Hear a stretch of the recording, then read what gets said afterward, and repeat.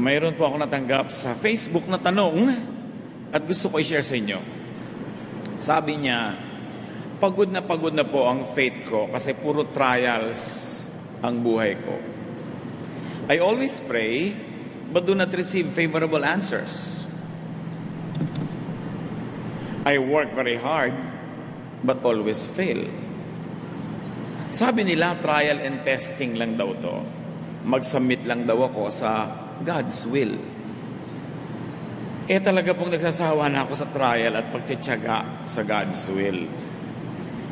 Bakit po ayaw akong sagutin at bigyan ng success ng Diyos? Nakakadisillusion na ang faith na to.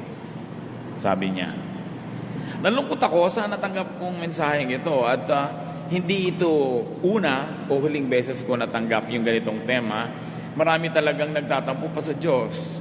Dahil sinisisi nila ang Diyos, namatay ang nanay nila, may cancer sila, nakunan siya, hindi natuloy ang kasal, etc. etc. Ang ating pag-aaral ngayon, kalooban ba talaga ng Diyos ang paghihirap mo?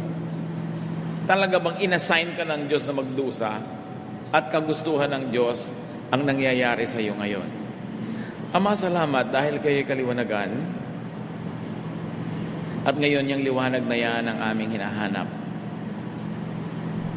Paliwanagin yung aming isip nang maunawaan namin ang hiwaga ng mga nagaganap sa aming buhay at mailagay namin sa lugar ang aming mga expectation, maging ang aming mga reaction sa nagaganap sa paligid. Teach us. Forgive us our sins. Give us a clean slate on which you will write your truth. Forgive us our shortcomings. Punuan niyo po ang aming mga kakulangan at ngayon, bigyan niyo kami ng liwanag. Kayo ang siyang mangusap, tinig niyo lamang ang siyang manaig, at nawa, Panginoon, pagalingin niyo ang mga damdamin, ang mga karamdaman ng aming puso, at palakasin ang aming pananalig. Inaalay namin sa iyong oras na ito ang aming atensyon. Teach us, akayin niyo po kami. Sa ngalan ng iyong anak na si Jesus, nananalangin kaming umaasa na tatanggapin ang aming hinihiling. Ano po ba ang pinagmumulan ng dismaya sa God's will? Bakit maraming nawawala ng gana, nadidisillusion? Una, maling katuruan. Maling paniniwala na personal na sinasadya ng Diyos ang kaliit-liitang nangyayari sa buhay ng tao. Yung bang sabing, sinadyang gawin sa iyo ng Diyos yan. Ini-assign ka na lagi nalang mabigo sa pag-ibig.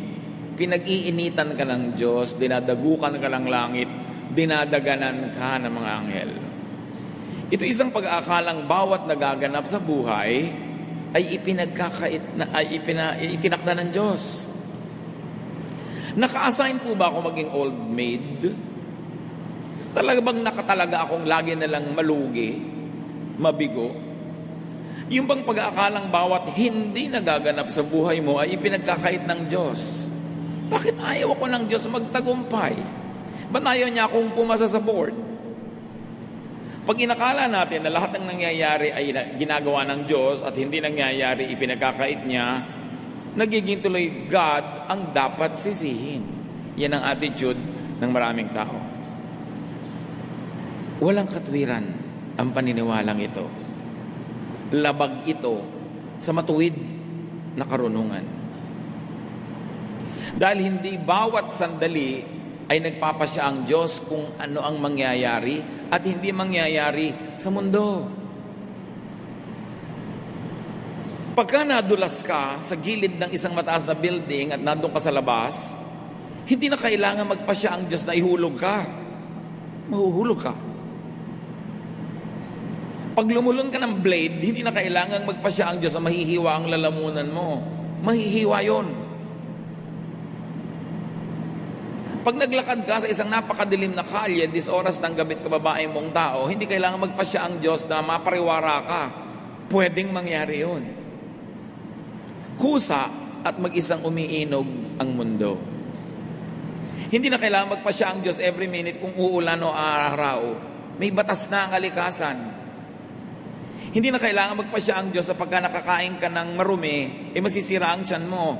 So lahat ng nasisira ang tiyan ngayon, let's say, 10 million people around the world, isa-isang pinagpasyahan ng Diyos na masisira ang tiyan ng 10 milyong tao na yon. Pinamamahalaan ng sangnilikha ang sarili niyang buhay. Umaandar ang mundo, ang mga planeta, sa mga nakatakda ng mga batas. Hindi na kailangang utusan ng Diyos na sumikat ang araw at lumubog tuwing gabi o umikot ang mundo o lumabas ang buwan. Minsan lang niyang inutos yun, umaandar na yun ang automatic. Ayaw mong masunburn, maglakad ka sa gabi, huwag sa araw. Ayaw mong mabasa, huwag kang pumunta sa ulanan nang wala kang payong. Ayaw mong umulan sa kasalan mo, huwag kang magplano ng tagulan. Tapos dasal ka ng dasal sa Diyos na huwag umulan. Matagal na niyang inuto sa paghunyo, maraming ulan. Huwag ka dun magtapat ng kasal. O ang gawin mong trahe de boda, kapote. Nagsasariling umiiral ang mga batas kalikasan at batas espiritual. Ang kailangan, malaman mo kung paano yun umiiral. Ang tinikling, ang singkil, para hindi ka maipit ng kawayan, alam mo ang bilang. Sa tinikling, open, open, close. Open, open, close. Pag mali ang hakbang mo, maiipit ka. Kaya sinasayaw natin yan bilang redemptive dance. Ang itinuturo, sumunod ka sa nakatakdang batas na hindi ka maipit. Ganon din ang buhay. Mali ang timing ng pasok mo, mamamaga talaga ang mga bukong-bukong mo kaiipit. Pero yung tama ang pasok, hindi siya maiipit. Minsan lang sa panahon ng paglikha, nang ipinwesto at pairalin panghabang panahon ang mga batas na ito ng buhay. Hindi na yan iniiba-iba pa. Kasama dyan, ang paraan kung paano ang isang sinuko ba'y iinog, mapapanatili, magtutuwid, magkukumpuni at magpapagaling sa sarili. So matagal lang inutos na pagka inubos mo ang mga ahas, dadami ang palaka. So may balance dapat ang nature. Iniutos na sa kalikasan na pag inubos ang puno, walang ugat na hahawak sa mga lupa, guguho ito pag umulan. So, nakatira ka sa gilid ng bundok na kalbo, huwag kang magdasal na huwag kang matabunan ng landslide. Either mag-reforest ka o huwag ka dun tumira. Dasal ka ng dasal, pastor ka pa naman, tapos natabunan ka, tapos mo, Diyos ko, bakit po yung pastor natabunan? Nakatakda na, naguguho yung lupa pag nalusaw sa ulan. Bilang isang pastor o Kristiyano, ang number one mong duty, sundin ang batas ng kalikasan at huwag kang humingi ng exemption. Kaya iba na didissolution. Bakit po yung tiyo kong pastor magbimisyon, lumubog sa dagat? Tag-ulan, malakas ang alon, nung tumawid siya, malakas talaga ang chances na lumubog siya kahit pa siya ang pinakabanal na tao sa balat ng lupa. There are laws of physics, mathematics, chemistry, laws of energy, gravity, ecology, biology, astronomy, etc., etc. Nakapwesto ang mga pamamaraan. Jeremias 33:25. Ngunit sinabi ko naman, itinakda ko ang araw at gabi at tiyak na kaayusan sa langit at lupa. Nakatakda. Nakita nyo yung Apollo 11 nakapag-landing sa buwan? Ang Earth umiikot, ang buwan umiikot, parehong gumagalaw sila. Umalis sa Earth yung sasakyan, naglanding sa buwan, tamang-tama, kasi may batas na kung ano ang speed ng lakad ng Earth, ang lakad ng Moon, at meron ding batas yung speed ng sasakyan nila, kailangan tama ang count para ka makaswak at makarating. Because creation is automatic. Hindi ka nag-aral, may board exam, dasal ka ng dasal na pumasa ka. Ang tawag doon, pag nangyari, himala. At alam nyo kung anong himala? When you think you're so special that you ask God to break His rules and to break natural law to exempt you from the natural consequence of your deeds. Hindi ka matutulong magdamag, tapasok ka sa trabaho, Diyos ko, palakasin mo po ang aking isip, huwag po akong antukin. Humihingi ka ng himala. Ang himala, pamisa-misa lang hinihingi dapat. Because you ask God to suspend the laws of nature just for you. Genesis 1:11. Pagkatapos sinabi ng Diyos, magkakaroon sa lupa ng lahat ng uri ng tumutubong halamang nagkakabinhi at mga punong namumunga. At nangyari ito. Minsan lang nilikha ng Diyos ang puno ng atis. Pero inutusan niya ang atis na mamunga na maraming buto, at yung buto malalaglag sa lupa, na sa dami naman ng buto na yon, meron dapat mabuhay dahil merong hindi. At hindi na nilikha ang atis uli kahit kailan. Problema na ng atis na panatilihing buhay ang lahi niya. Ganon din sa lahat ng halaman. Ganon din sa lahat ng hayop. Kaya nga, iniiwasan nating merong ma-extinct. Na sobra nating inubos, inabuso yung hayop na yun, naubos na sila. And then you will ask God to create again. Ang lahat ng nilikha ng Diyos, merong self-reproduction, self-perpetuation. That's why you have pollens, birds and bees, sexual and asexual reproduction. At kaya din ang tao sobrang sidhi ng sexual desire. At hindi yun masama basta nasa tamang ekspresyon. Kasi ayaw din naman ng Diyos na mag-ubos ang tao. Ang hirap yata mag-sex kaya kailangan masarap. Kasi kung wala yung pleasure, edi sino magpapagod? Edi naubos ang tao. Kaya, batang-bata pa lang, grabe na, nabubuhay na yung mga sexual desire, tapos dinidemonize mo. Utos yun ng Diyos. Nakatakda. Kasi, every species will have to reproduce itself. Nakikita yung mga dahon ng nara, may pakpak para lumipad, para malayo ang marating, kumalat ang lahi nila dahil hindi naman naglalakad ang puno para lumipat. Yung mga hindi matataas ang sanga para liparin ang hangin ng mga buto nila at makarating ng malayo, nasa lupa lang, mga amorseko, kumakapit sa mga paa natin, sa paa ng pusa, paa ng aso, para mailaglag sila sa isang malayong lugar. Lahat gumagawa ng paraan. Ang buko, ang taas-taas, edi pag nalaglag, mababasag, kaya ang kapal ng bunot. At dahil ang mga buko ay katabi ng dagat, kaya yung bunot, maraming air spaces para lumutang sa tubig. Maglalakbay ngayon, dala-dala ng alon, edi mauuhaw yung buko. Kaya may baon tubig. Tapos ikaw naman, binubuksan mo, iniinom mo yung tubig niya. Kaya ang mga puno, ang mga mansanas, may makakapal na mga laman, para paglaglag ng buto, kung wala mang makapit ang lupa agad, yung laman na yun mabubulok agad, yun na ang lupa niya, yun na ang kakainin niya. Kanya-kanyang paraan. Yung mga buto na hindi makarating sa malayo, tinutukan ng ibon, kakainin ng ibon yung laman, hindi naman niya kayang tunawin yung buong shell ng balat na yon. Pag ipot niya, malalaglag na yung buto sa malayo at may kasama pang fertilizer agad. Para-paraan yan. Ngayon, kung hindi ka gagawa ng paraan, ang hina-hina ng loob mo, lalampa-lampa ka, malilipol ka, sorry. Huwag kang magdasal na buhayin ka ng Diyos. Dapat buhayin mo sa sarili mo. Inilagay na ng Diyos yung kakayahan para ka mabuhay. Tingnan nyo yung mga hanap buhay, walang hanap buhay, paano nabubuhay? Nagiging linta. Sinisip-sip ang dugo ng ate, dugo ng kuya, dugo ng asawang may trabaho. Pero hindi naman yata magandang maging linta kung tao ka. Kanya-kanya. Mangangaral, isapito. Lahat ng tubig ay umuwi sa dagat, ngunit hindi ito napupuno. Ang tubig ay bumabalik sa batis na pinagmulan upang muling umagos patungong karagatan.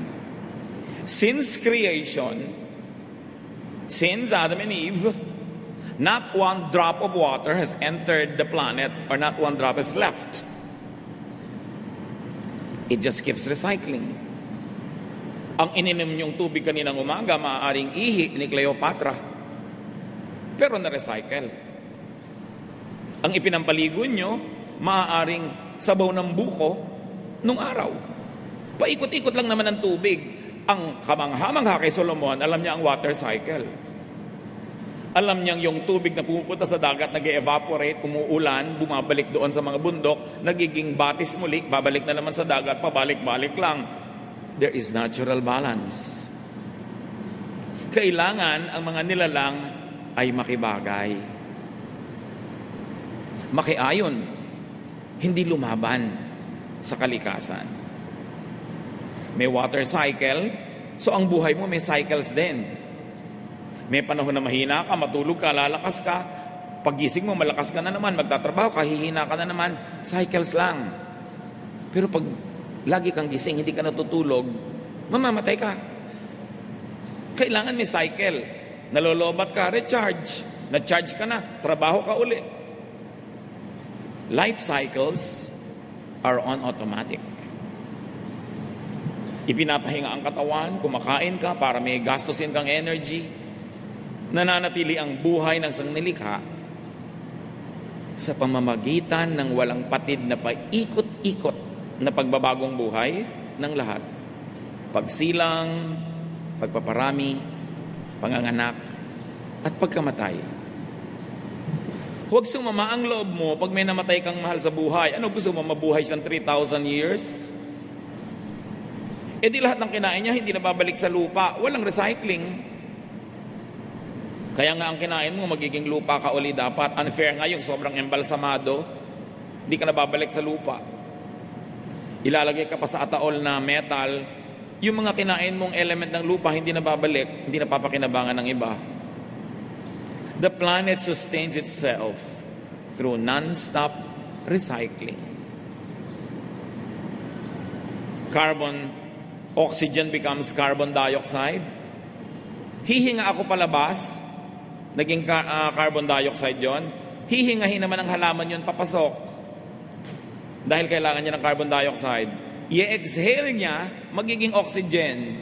Kailangan ko yung oxygen, i-inhale ko, i-exhale ko uli, carbon dioxide na naman. So ikaw lang at isang pasong halaman, kaya nyo nang mabuhay together. Basta palitan kayo ng hininga. Kaya pag inuubos mo ang halaman, nawawalan tayo ng oxygen. Ang hirap gumaling sa mga ubo-ubo, sakit-sakit pag nasa city na walang halaman. Kasi wala ka nang mahingang oxygen, puro carbon, hindi nga dioxide, carbon monoxide. Yun ang lumalabas sa mga tambucho ng mga sasakyan, nalalason ka pa. Kaya kayo nandito sa bulwagan ng Panginoon, sa Folk Arts, bago kayo umalis, pumunta kayo sa mga ilalim ng puno, huminga kayo ng huminga, dahil maraming oxygen. Kailangan mo ng oxygen therapy. So may water cycle, may composition and decomposition. Death is a necessary part of the design. Huwag isama ng loob. Kung hindi naman mamamatay at mga agnas ang nilalang, walang mangyayaring recycling. Alam niyo ba kung lahat ng ninuno nating nauna ay na hindi namatay? Ang sikip-sikip na ng planeta at wala nang laman ng lupa, wala nang nutrient, nasa loob na ng katawan nila lahat, wala na tayong makakain. Juan 12:24. Pakatandaan ninyo, hanggat hindi nahuhulog sa lupa ang butil ng trigo at mamamatay, mananatili itong nag-iisa. Ngunit kung ito'y mamatay, mamumunga ito ng sagana. Kahit si Jesus namatay para dumami tayo mga Kristiyano, siya nga hindi nagpa-accept doon. Ganun talaga. Sabi lang nga nila, una-una lang. Kung nagmamadali kayo, mauna na kayo, ako, ayoko pa. Pero panapanahon. May life expectancy naman eh. May norm. Hindi naman nakakagulat na bigla-bigla ka na lang namamatay. Awit 10, 10. Buhay namin umaabot ng 70 taong singkad. Minsan na may 80 kung kami malakas. Sabi niya, ang tunay na buhay, mga 70 taon yan. So kung 70 ka na, pwede na. Buo na ang buhay. Ano pang gusto mong gawin after 70? Pero kung malakas ka, umaabot ka pa nga ng 80. Meron pa nga 94. Hindi makalabas ng bahay dahil ayaw payagan ng parents. Dahil talagang mahahaba ang buhay nila. Pero meron naman 10 pa lang, meron 2, Kasi hindi malakas.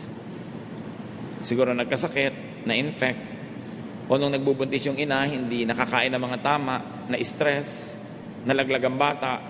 Pero dapat ang normally, ang kalooban ng Panginoon, 70 taon. May bonus na 10 kung malakas ka. Pero again, all the laws of nature, all the laws of cycling and recycling will apply in your life. Kaya sometimes 15 pa lang namamatay. Paano? Humina pala ng humina yung genetic pool nila dahil sa health and dietary habits ng mga ninuno. Paano? Napaka-dangerous pala ng trabaho niya, kaya 21 pa lang namatay dahil nasagasaan ng trend. So iba-iba. Pero meron kang dapat asahan at may kaayusan na kung makikisali ka doon, pati ang mga mahal mo sa buhay at mga sangkot sa buhay mo ay makikisali doon, hahaba ang buhay mo. Ito naman ay kung susunod ka sa alituntunin ng buhay. Para ka mabuhay normally, sundin ang batas. Gabi na, kaya mo naman, wala kang trabaho o tungkulin, matulog. Sinabi ng kahan ng sigarilyo, cigarette smoking is dangerous to your health. Don't smoke. Yun ang nagtitinda ang nagsabing delikado yung tinda niya. Tikas-tikas pa rin ulo mo. Sinabi na huwag kumain ng mga pagkain na may food color, additives, carcinogens, sige ka pa rin. Diabetic ka na nga, hindi mo pa mapigil ang kakakain mo na matamis. Mamaalam ka na sa buhay. Kasi actually, yun ang ginagawa mo. So alamin ang patakaran ng buhay. Rules of physics, of gravity, of chemistry. Physical laws pa lang yan. Meron pang spiritual laws. At hindi natin topic ngayon yung spiritual laws.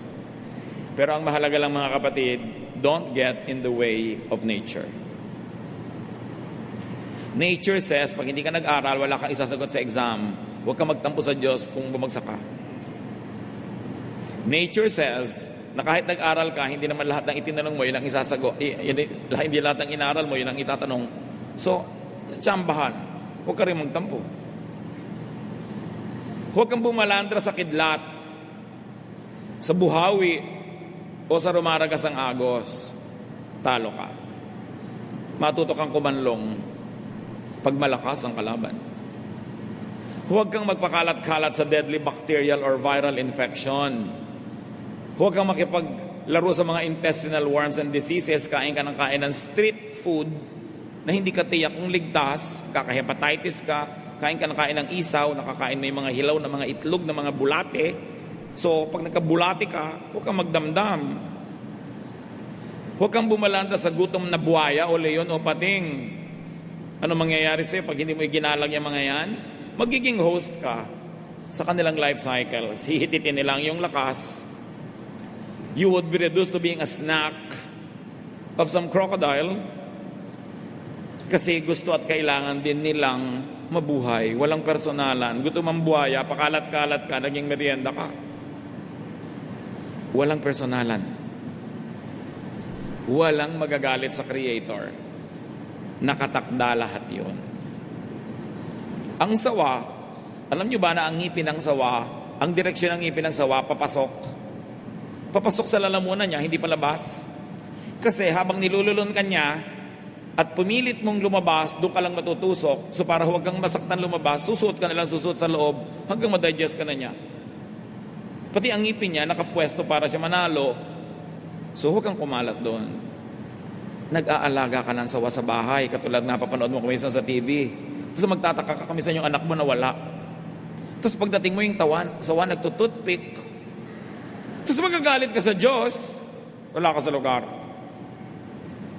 Ano mang nagaganap ayon sa batas ng kalikasan ay maituturing din kalooban ng Diyos. Kahit hindi nakabuti sa iyo. Kasi nakabuti naman sila yun. Nagka-dengue ka, nakabuti sa lamok. Dahil yun ang gusto niya, ilagay sa iyo yung dengue niya. Alam nyo ba na yung mga bulutong, kung kailan gumagaling yan at saka yan nakakahawa, para malinlang tayo na lumapit sa may bulutong, tapos lilipat sa iyo. Kasi gumagaling na siya, buhay pa yung mga bulutong na yan, sa siya lilipat, tapos na yung cycle niya doon sa tao na yon, hahanap siya na ibang lilipatan. Ikaw, pakalat-kalat ka kasi. So, God's will po ba? Ang nakain ng buhaya, yung godly missionary? I can say yes. Law of nature. He got in the way of the crocodile. He was on a river, talo siya doon. Siguro kung sa basketball court, may laban siya. Pero nasa tubig. And then there was nobody who was stronger than the crocodile to rescue him at that moment. Time and chance, nakain siya. God's will po ba na nakain ng buhaya kahit godly siya? Specifically, intentionally, personally, na sinabi ng Diyos, itong godly missionary na ito, itatakda kong maging almusal siya ng buhaya dun sa Palawan, sa ganong araw. Papupuntahin ko siya dun. I don't think so. But time and chance happens to all. Pinlano ba ng Diyos na ilagay ka dun para makain ka? No. Pero nagkalakip-lakip ang lahat ng law of nature, will mo, events around you, nalagay ka sa lugar na yon, nag-cruise ang landas yun ng buhayang ito, natalo ka. So, masasabing God's will because it is permitted by all the laws created by God long ago, even before you were born. When someone drowns, God's will po ba? Katulad nun, may isang batang-bata nalunod sa swimming pool during PE class. Can you imagine that? PE class, may teacher, may mga classmates. Sa swimming pool ng school, nalunod pa si bata. So ang tanong ng magulang, God's will po ba yun? Well, ang tubig nakakalunod. So nalunod yung bata. In that way, it's God's will kasi nakakalunod ang tubig. Pero kung yung bata ay nasa gift ng lifeguard, hindi siya malulunod. Kaya lang yung lifeguard hindi nakatingin. Ang mga classmates, hindi siya napansin. Naglakip-lakip, plus in-enroll mo siya dyan sa school na may swimming pool. Diba? Kung in-enroll mo yan sa school na walang swimming pool, hindi siguro siya malulunod doon. Kung ang PE lang Chinese kick o sungka, hindi siya malulunod. So lahat yan nagdugtong-dugtong. So huwag mo sisihin ng Diyos. Ang daming nagsang-ayunan na laws of nature, human will, circumstance, para yan maganap. But it is not God's active will. If active will means pinlano ng Diyos na lunurin ang anak mo sa swimming pool, hindi niya gagawin yun. Kaya lang, hindi naghimala ang Diyos. Kasi may law of nature. Mabigat yung bata. Yung buoyancy niya, hindi na kaya ng tubig. Lumubog siya, walang naging himala. Nature took its course. And 99.99% of the time, nature takes its course. Walang himala. At hindi kasalanan ng Diyos na hindi siya maghimala. Katakataka nga pag naghihimala siya. Why God will break His own laws? It is simply God's passive and permissive will. The laws of His creation allows it to happen. Will po ba ng Diyos ang mapangasawa ko, drug addict? Nanliligaw pa lang sa'yo, adik-adik na. Hinihulog-hulog mo yung loob mo. Nakipag-date ka, napangasawa mo, tapos itatanong mo kung will of God. Will mo yon, kaya lang pinayagan ng natural law, so it happened. Indirectly, it is the will of God, but directly, no. God did not decide na ang mapapangasawa mo yung addict na yun. Ang laki-laki ng factor mo. Ang nagaganap ay bunga ng masalimot na talastasan ng mga batas kalikasan, sariling gawa ng tao, mga likas na kaganapan, at pag-iral ng mga batas espiritual. Nagsasama-sama yon para ang isang bagay ay maganap. Mangangaral walo-walo, kung paanong di ba pipigil ng tao ang hangin, gayon din hindi niya mapipigil ang pagdating ng kamatayan. May mga hindi napipigil, pero merong napipigil at may nade-delay. Pero kamatayan, usually nade-delay mo yan. Kung naaalagaan mo yung sarili, nakakabili ka ng gamot, naiiwas ka sa mga further complications, may laban ka ng konti. Pero kahit nga mga pharaoh sa Egypt, mga emperor sa Roma, mga presidente ng mga bansa, namamatay eh. Hindi talaga siya naiiwasan, so tanggapin. Huwag magtampo. Bakit po kaya lagi nalang kong bigo sa pag-ibig? Bakit ako ginaganito ng Diyos? Pero pag sinuri niya ang kanyang sarili, lagi naman pala siyang naa-attract sa butangero. Lagi palang naa-attract siya sa may mga bigote, na mga ganito at ganon. Bakit po kaya ako laging nalulugi sa negosyo? Yung pala pautang siya ng pautang nang hindi naman niya binibigyan ng credit investigation o background yung papautangin niya. Bakit po kaya ako inaapi ng mga kamag-anak ko, lagi na lang ako hinihingan? Palabigay ka kasi, di ka tumatanggi. Merong kadyang role. God's will allows drowning to happen, but God will not cause you to drown. Factoring free will, cause and effect, gravity and other laws of physics, it is possible for you to drown, but it is also possible for you not to drown. God's will also allows drowning to be prevented. Like, nahulog ka sa tubig, marunong ka naman palang lumangoy, o di na-prevent. Humans make decisions. But the law of ignorance and mistakes, also part of creation, could take effect and lead to disaster. In fact, your disaster could be the bacteria's opportunity. Your death could be the lion's meal. Depende lang kung sinong tumitingin. Mangangaral, 6:12. Sino ang nakaalam kung ano ang mabuti sa taong nabubuhay sa maikling panahon at pagkatapos ay mawawalang tulad ng anino? Oo nga naman. Maraming unknown. Kaya ang tao dapat hanggat maaari damihan niya yung alam para maiwasan niya ang mas maraming pagkakamali. Tapos meron pang law of chance. Ibang tsamba-tsamba. Mga Kristiyano, takot na takot sa word. Chamba, swerte, luck, ayaw pa ng potluck, gusto, pot bless. Mangangaral, 11 hanggang 12. Ito pa ang isang bagay na napansin ko sa mundong ito. Ang mabilis ay di siyang laging nananalo sa takbuhan. Ni ang malakas ay laging nagwawagi sa digmaan. Ang matatalino ay di laging nakakasumpong ng kanyang mga kailangan. At di lahat ng marunong ay yumayaman. Napapansin ko rin na di lahat ng may kakayanan ay nagtatagumpay. Lahat ay dinarat na ng malas. Hindi alam ng tao kung kailan ang kanyang takdang oras. Siya ay tulad ng isang nasusukloban ng lambat. Siya ay tulad ng isang isdang nasusukloban ng lambat at ibong nahuhuli sa bitag. Ang tao ay parang nahuhulog sa patibong sa biglang pagdating ng masamang pagkakataon. Sa niya, hindi lahat may reason, hindi lahat logical. Sabi niya, sa hinabahaba ng buhay ko at sa tinatalino kong ito, sabi ni Solomon, napansin ko na yan. Hindi lahat ng mabilis tumakbo mananalo sa karera. Hindi lahat ng marunong magkakapera. Hindi lahat ng first honor ng buong elementary niya magtatagumpay sa karir. So niya, alam nyo, tsamba-tsamba rin eh. Malas-malas, swerte-swerte. Huwag na kayo makipagtalo sa malas at swerte. Nasa Ecclesiastes talaga.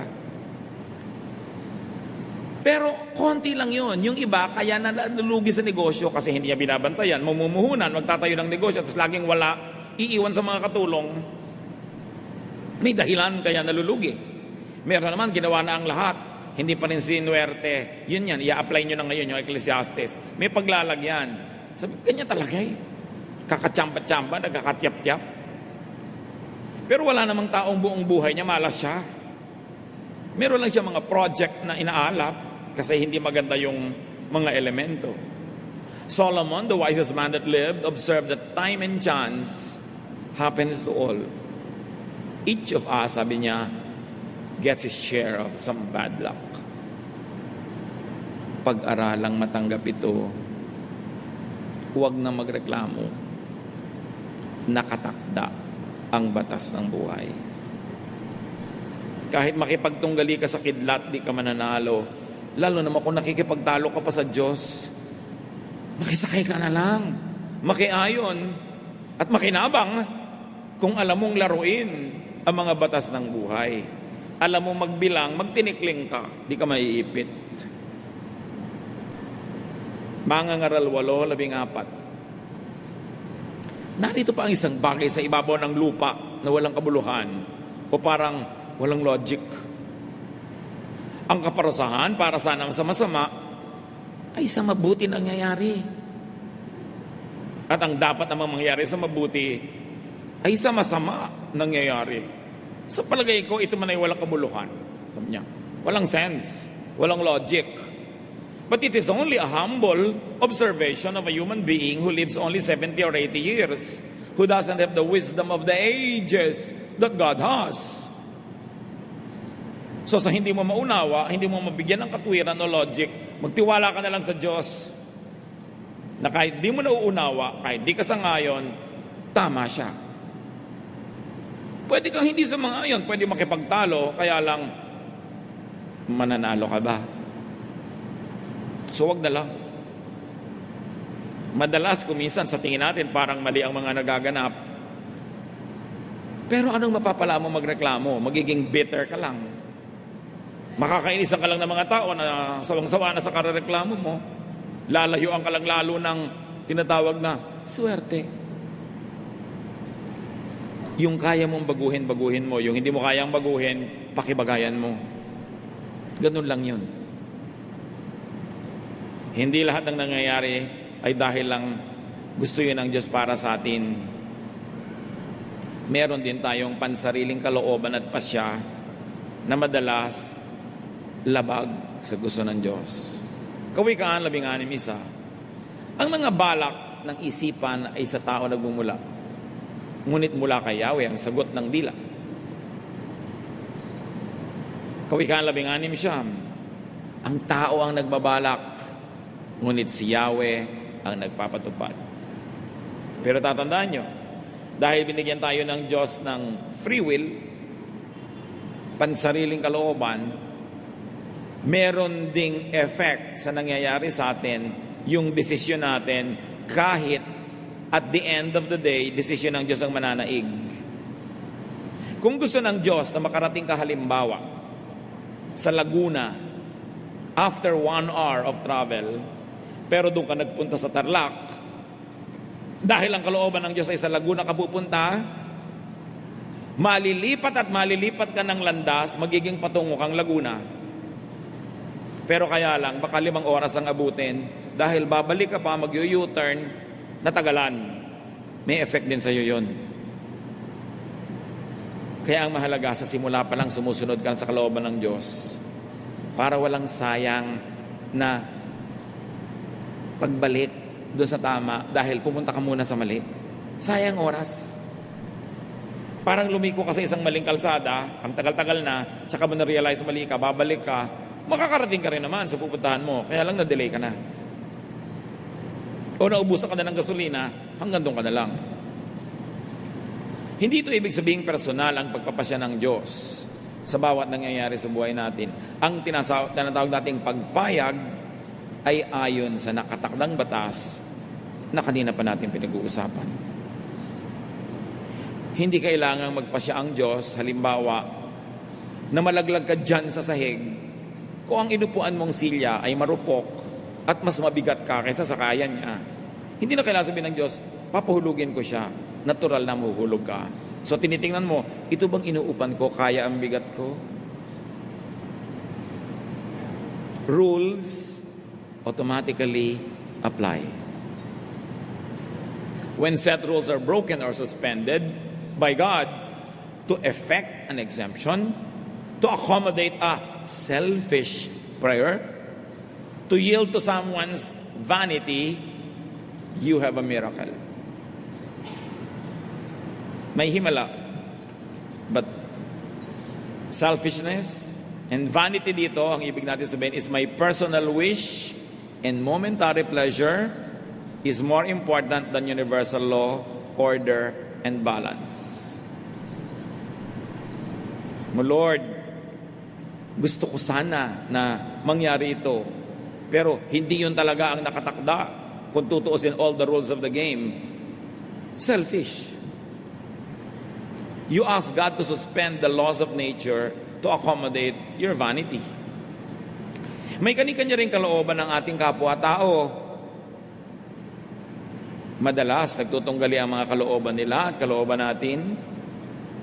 Para tayo mga bola sa billiard table, nagbabangga-banggaan, balak mong pumunta doon sa lugar na yun, pero binangga ka ng ibang bola na ibang direction mo, kasama yon. Ang tinutuloy mo sa buhay, pero ang napangasawa mo, hindi, nahihila ka rin niya pababa. Ang ganda-ganda ng balak mo sa buhay, pero ang magulang mo, nagpabaya, hindi ka sinuportahan, na iba, kasi nagkakaape-apektuhan tayong lahat. Part pa rin yun ng natural law. Apektado tayo ng pagsunod natin sa kalooban ng Diyos, sa kalooban natin, at apektado din tayo sa umiiral na kalooban ng kapwa natin na may kapangyarihan para tayo maapektuhan. Pero hindi natin nadadaya ang Diyos pag hindi natin siya sinusunod. Galatia 6:7, huwag ninyong akalaing madadaya ninyo ang Diyos. Kung ang ano ang itinanim ng tao, yun din ang kanyang aanihin. So gusto mong umani ng mabuti, natural law, magtanim ka ng mabuti. Ganun lang yun. Sumali ka sa chismisan, huwag kang magtaka mamaya kung bigla kang nadamay sa gulo. Sumali ka eh. So, bumalik tayo sa tanong kanina. God's will ba na ikaw ay mabigo? Masaktan? Mahirapan?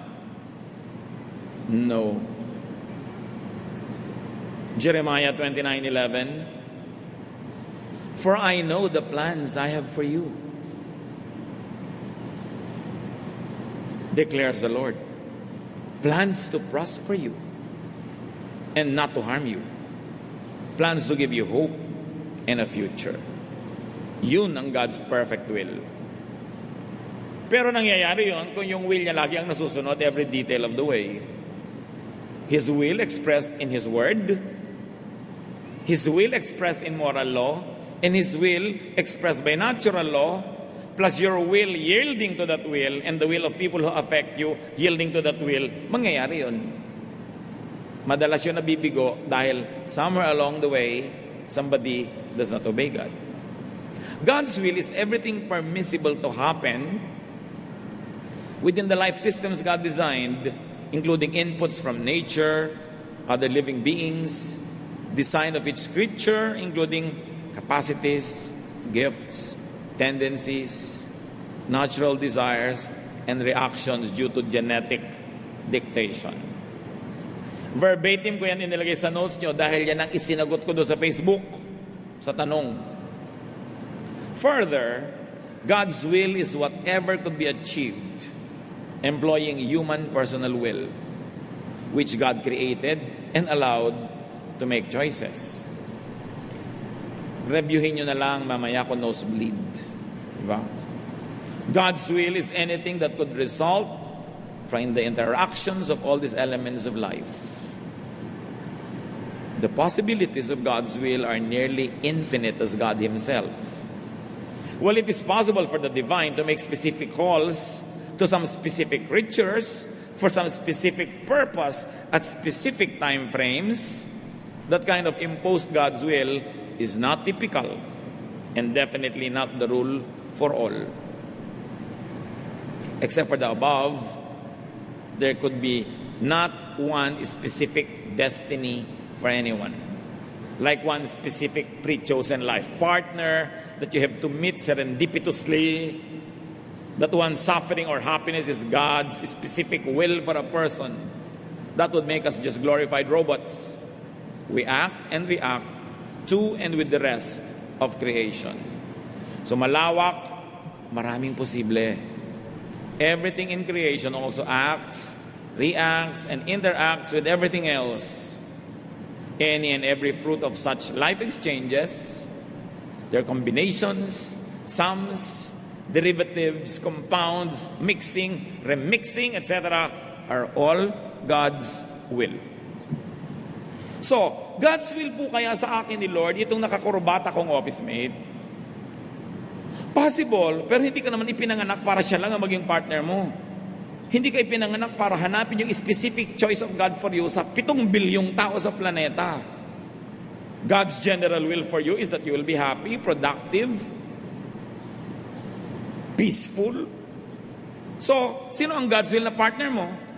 Not one specific name or face, but the person who will allow you and help you accomplish God's will in your life. So walang naka-assign. Yung pag God's will po ba sa akin na mag-engineering? Alam nga namang nung nalilikha ka pa lang sa sinapupunan ng nanay mo, inassign ka na ng Diyos na maging engineer. Pero binigyan ka niya ng mga gifts na, let's say, ang galing mo sa math, so pwede kang engineer, pero pwede ka rin negosyante, pwede kang ganito, pwede kang ganon. Walang specific assignments. Dahil magiging robot lang tayong lahat. At ang kitid-kitid ng lalakaran mo, ang sikip-sikip ng mundo mo, dahil may specific will for you. There is a general will. How you make it specific depends on your performance. So another source of frustration, mislabeling. Maling pagtawag sa lahat ng kabiguan bilang pagsubok ng Diyos. Bihira lang ang sinusubukan ng Diyos tulad ni Job. Hindi lahat sinusubok. Santiago 1:13-14. Huwag sabihin ng inuman na tinutokso siya ng Diyos kapag siya'y dumaranas ng pagsubok, sapagkat ang Diyos ay hindi maaring matukso at hindi rin naman niya tinutokso ang kahit sino. Natutokso ang tao kapag siya'y naaakit at nagpapatangay sa kanyang sariling nasa. So, merong self-will. Kadalasan ang kabiguan, hirap, sakit ay bunga lang ng paglalakip-lakip ng mga batas ng kalikasan, kalooban, palad, tsamba, tiyan, sabi ni Solomon, lahat yon nasa palayok. Hindi mo alam pagsandok mo kung alin ang sasama. So how to cope with life? How to harmonize and get the most out of God's will? Do your best. You want to minimize the possibility of a failure, do your best. Pray and hope for the best results. Accept the result. Keep trying if not satisfied. Or learn to be contented and happy. These are the choices. Unang Timoteo 6:6-7. Kung sa bagay, malaki nga ang napapakinabang sa relihiyon kung ang tao ay marunong masyahan. Wala tayong dalang anuman sa sanlibutan at wala rin tayong madadalang anuman pag alis dito. So sino man ay walang karapatang sumama ang loob sa Diyos dahil wala ka namang dala. Lahat ng ating tinatangkilik, bigay lang. Kung yung specific gusto mo, hindi nabigay, hindi sinadya ng Diyos na hindi ibigay. Reviewin yung buong mensahe. Nandun ang isa sa mga dahilan kung ba't hindi nangyari ang gusto mo. Do not charge against God or religion the frustrations of daily life. Kaya naman kuminsan sa Diyos nagtatampo o sa church nagtatampo ang mga nabibigo kasi mali din ang pangako ng iba. Sasabihin ng iba, ano pag lumapit ka sa Diyos, lahat ng gusto mo matutupad, tatahimik ang buhay mo, etc., etc., sasagana ka. Maling pangako yun. Marami tuloy na naiinis at nagtatampo. The inevitable result would only be frustration with God and disillusion with faith. That's unfair to God, to truth, and to ourselves. Magtatampo ka sa Diyos, it's unfair to you kasi ikaw ang loser. Religion is not a dispenser of cookies and candies. She is a teacher of obedience to divine laws. Nag-church ka, lumalapit ka sa Diyos, nagpa-Bible study ka, hindi para sa mga gantimpala na inaasahan mo at magtatampo ka pag hindi mo nakamit. Lumalapit ka sa Diyos para maturuan ka kung paano magiging masunurin, hindi para humingi ng humingi. Religion is not a dispenser of favors. True religion is a stern teacher of obedience to divine laws. Yun ang dapat hinahanap mo sa tunay na pananalig at pananampalataya. Paano ka magiging makadiyos? Hindi paano ka tatanggap nito at noon at magtatampo kang parang bata pag di mo natanggap. Do not, as some spoiled or selfish brat, or as a deserving recipient, approach the divine, but approach God as humble, obedient, supplicant, and penitent. Feeling bad about God or getting angry at God would only worsen your situation. God's will for you is this. Jeremias 29:11. sapagkat batid kong lubos ang mga plano ko para sa inyo. Mga planong hindi ninyo ikasasama, kundi para sa inyong ikabubuti. Ito yung mga planong magdudulot sa inyo ng kinabukasang punong-puno ng pag-asa. Kung maganap na ito, kayo'y tatawag, lalapit at dadalangin sa akin at diringgin ko naman kayo. Yun ang God's will for you. God's perfect will. But God's permissive will allow you to fail if you don't play it by the rules. May pag-asa kahit sa ngayon ay parang pinagkakaisahan ka ng langit. Hindi yun totoo. Feeling mo lang yun. Awit, 121, 1 hanggang 2. Doon sa mga burol ako'y napatingin, sasaklolo sa akin, saan manggagaling? Ang hangad ko'y tulong kay Yahweh magmumula sa Diyos na lumikha ng langit at lupa. Now, that is one great divine law that God helps us. Kalooban ba ng Diyos ang paghihirap mo? Yes and no. Depende kung paano mo titingnan. Pero meron kang kapangyarihan na baguhin yan dahil ang tunay na gusto ng Diyos para sa iyo ay yung mabuti. Ama sa langit, salamat sapagkat maganda ang layo ninyo para sa amin. Tulad ng mga magulang na maganda ang plano para sa mga anak, pero ang mga anak ay dapat mag-cooperate. Dapat sumunod. Dapat tulungan ang mga sarili nila. Ituro mo sa amin ito, Panginoon, at kung meron sa amin mga nagtatampo, nagagalit sa inyo, patawarin niyo po kami. Papagliwanagin ang kadimla ng aming isip, palayain kami sa kasinungalingan na meron kaming dapat ipagtampo. Teach us, Lord, to observe all the laws that you have set before even we were born, so we can get the most out of life and we can give you pleasure. Pagbulay-bulayan sumandali ng katahimikan ang kahulugan ng lahat ng ito sa ating personal na buhay.